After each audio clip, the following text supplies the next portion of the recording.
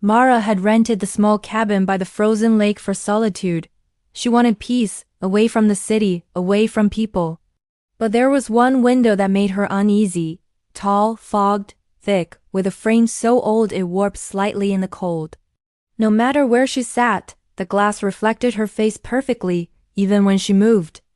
At first, she told herself it was just the angle. Shadows play tricks in dim light.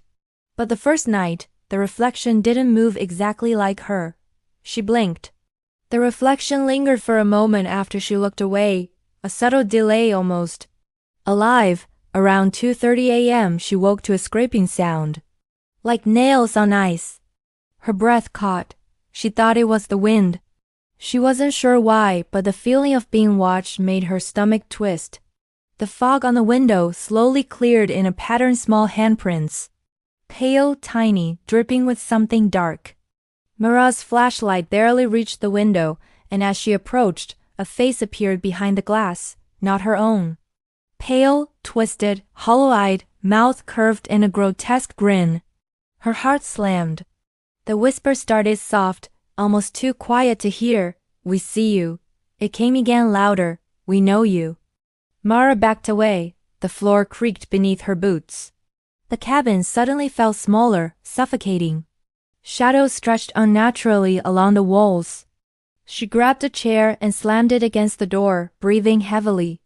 When she turned, dozens of pale faces now pressed against every reflective surface, the window, the mirror in the bathroom, the glass of the kitchen cupboard. Each face wide-eyed, grinning, dripping with dark, sticky fluid that gleamed like blood in her flashlight. The window rattled violently. Something banged from inside the glass. Mara froze, then a hand smashed through. Not the reflection. The real glass cracked outward. Jagged shards flew. Mara screamed, stumbling backward as the pale hand reached for her throat. It was impossibly fast, clawing, dragging her forward. She fell, sliding across the floor. Another face emerged behind the broken glass, a second hand grabbing her leg. The window seemed alive, stretching, pulsing, as if breathing. Every reflective surface now held faces, moving closer, hands reaching, mouths opening silently, waiting to tear her into pieces.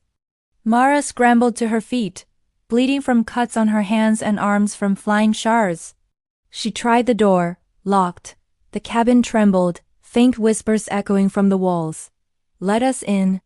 Let us pray. Let us watch." Her flashlight flickered. When it came back, she saw dozens of tiny hands pushing out from the corners of the window frame.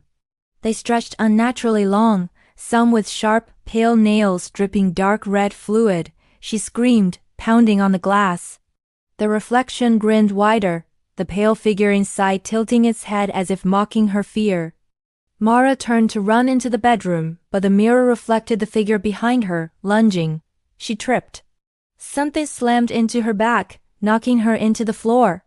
She tried to crawl. Fingers clutched at her ankles. Teeth snapped in the dark. The whispers became a deafening chorus. The cabin lights flickered on and off. Each time the lights came on, she was closer to the window. The figures pushed her slowly, inexorably. Finally, she reached the window. Her hands scraped across jagged glass. She climbed onto the sill, desperate. But the reflection shifted, the window itself stretched, bending like living skin. The pale figure leaned through, its glassy eyes staring straight into hers. Its mouth opened wide, and a thick dark liquid splashed across her face. She fell backward, screaming. Blood dripped from the liquid. It wasn't just water. The last thing she saw before the darkness took her completely. Dozens of faces now moving behind the glass, pressed up to every reflective surface in the cabin. Each whispering, "We watch. We wait. We see you." By morning, the cabin was silent. The snow outside untouched. The door unlocked. Mara was gone. But the window remained. And sometimes, when the sun hit just right, you could see her own pale face staring back, twisted in terror, trapped forever, watched by countless others.